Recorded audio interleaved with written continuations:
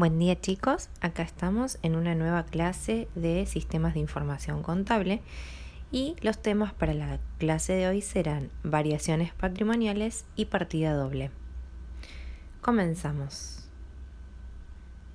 Repasando lo visto en las unidades anteriores, para poder encontrar el fundamento a los próximos temas que abordaremos, tendríamos que comenzar hablando de la ecuación patrimonial.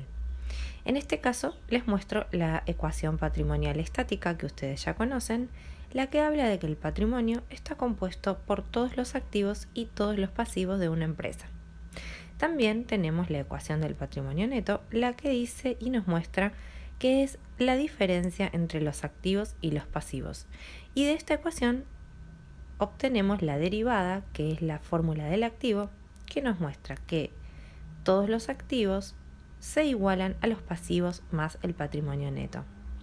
Cuando tenemos que hacer estudio de los registros contables que reflejen las operaciones contables, nos vamos a dar cuenta que esta ecuación estática nos ha quedado corta porque en realidad no refleja todos los movimientos que se producen cuando iniciamos a tener actividad económica. Por lo cual necesitamos tener una fórmula nueva que refleje esos movimientos. Y así es como llegamos a la fórmula de la ecuación patrimonial dinámica, que no es más que la derivación de la fórmula estática. Fíjense que la fórmula es la misma, salvo que no aparece el patrimonio neto, sino que está desglosado. Tanto el capital como los resultados positivos y los resultados negativos son parte del patrimonio neto, que en la fórmula estática lo veíamos englobado en un solo término y acá lo vemos desglosado. Esto quiere decir que en esta fórmula vamos a incorporar los valores separados del capital, de los resultados positivos y los resultados negativos para poder tener una información más clara que se pueda volcar luego en la conocida partida doble. Fíjense que acá aparece este cuadro donde tiene dos columnas, una es la del debe y otra es la del haber, que originalmente proviene de la T que creó Luca Pacioli. Lo que hizo este matemático y economista fue sacar una deducción didáctica de la fórmula de la ecuación dinámica. Y lo que hizo fue mostrarnos que esta T tiene una columna vertical que divide dos partes de los elementos contables y esas dos partes están divididas por una línea que representa al igual. Esto quiere decir que de un lado de la T tenemos los activos positivos y si los pasáramos del otro lado de la T se transformarían en activos negativos. Lo mismo pasa con los pasivos que están en la columna del haber, que es un lado de la T. Cuando se pasan para el otro lado se transforman en pasivos negativos. Este es un formato muy adecuado para que podamos registrar las operaciones comerciales volcando cada uno de los elementos que corresponden a la operación con su clasificación. Es decir, los activos cuando aumentan los vamos a registrar del lado debe de esta T y cuando los activos disminuyen los vamos a registrar del lado haber de esta T. Lo mismo haremos con los pasivos, con los capitales, con los resultados positivos y los resultados negativos que vayan apareciendo a medida que realizamos operaciones comerciales. Además, cuando hacemos el registro de las operaciones comerciales, nos vamos a ir dando cuenta que hay muchas operaciones que modifican el capital, es decir, cuando tenemos una operación que nos proporciona ganancias, seguramente va a provocar un incremento en el capital original o inicial que tenía esta empresa. Significa que esa operación produjo una variación del capital y esa variación se llama variación modificativa. Por otra parte, puede suceder que haya operaciones comerciales en las cuales solo haya un intercambio de elementos, como puede ser un intercambio de un activo por otro activo, de un activo por un pasivo, sin que se afecte el capital original. Por lo tanto, cuando hay una operación donde intervienen activos y pasivos y no hay modificación del capital, esa operación produce una variación permutativa. se permuta, se cambia algo por algo sin obtener ninguna ganancia ni ninguna pérdida de ello. Aquí tenemos un ejemplo. Las variaciones permutativas no modifican el patrimonio de la empresa. Intervienen solo cuentas patrimoniales, que son las cuentas que ustedes ya han visto en el plan de cuentas. Las variaciones modificativas sí modifican el patrimonio neto de la empresa. Quiere decir que aquí intervienen cuentas de resultado positivo y resultado negativo. Es importante registrar todas las variaciones porque así podremos darnos cuenta cómo fue a lo largo de un determinado tiempo el resultado de la actividad. Generalmente, el resultado de la actividad lo podemos evaluar cuando finaliza un periodo de operaciones.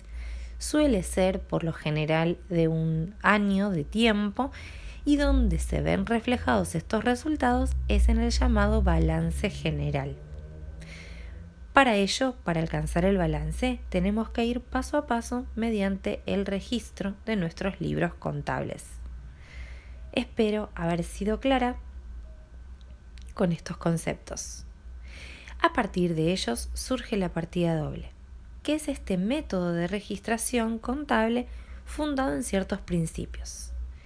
Uno de los principios de la partida doble dice que el total del debe, donde llamamos a esas cuentas que se debitan, tiene que ser igual al total del haber.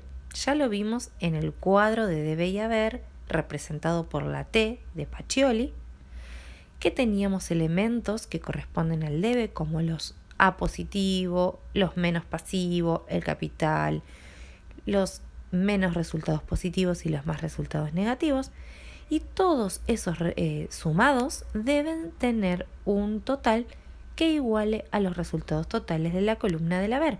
Por eso el total del debe tiene que ser igual al total del haber. Ese es uno de los principios de la partida doble. Por otra parte, la partida doble dice que todo concepto que se debita por una cuenta debe acreditarse por la misma. Las cuentas que se debitan son activos, pasivos, patrimonio neto, y las que se acreditan activo, negativo, más pasivo y menos patrimonio neto. Esto es lo mismo que hemos visto en el cuadrante que representaba la partida doble. Aquí tenemos un ejemplo de registro de partida doble. Si se compran mercaderías que se abonan en efectivo por 30.000 pesos, fíjense que vamos a tener en el debe la cuenta mercaderías, porque fue un aumento de nuestros bienes económicos por 30.000 pesos, y una disminución de activos por medio de la cuenta caja en la columna del haber, porque como abonamos en efectivo tenemos menos cantidad de dinero. En esta operación no hay modificación del capital, entonces se la llama operación con variación permutativa, y el documento comercial interviniente es una factura original, porque como ustedes ven, acá hay una compra, y siempre que tenemos una compra tenemos a la factura como documento referente. Si vendemos una estantería por 10.000 pesos y recibimos un cheque, nuestro activo va a aumentar. ¿Por qué? Nos entregan un cheque que representa el valor de esa mercadería que vendimos, de esa estantería. Entonces tenemos los valores a depositar registrados en la columna del debe. Por otra parte, tenemos que registrar también que se han ido esas estanterías y se representan mediante la cuenta de muebles y útiles. Por lo tanto, tendremos un menos activo por 10.000 pesos. En esta operatoria no hubo variación del capital, por lo tanto, hay solamente una variación permutativa y el documento interviniente es un recibo. ¿Qué sucedería si pagamos fletes por 5.000 pesos con un pagaré? En este caso, los fletes son considerados un resultado negativo para la empresa, ya que no tiene una contraprestación en forma materializada, sino que es un servicio. Y eso representa un aumento de nuestros resultados negativos. ¿Y ese flete cómo fue abonado? Fue abonado por medio de un documento, que es lo que representa el pagaré.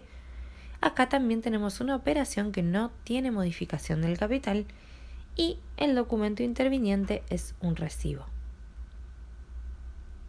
Espero haber sido clara con los conceptos, los dejo con el material teórico y cualquier consulta la pueden hacer por la plataforma. Saludos.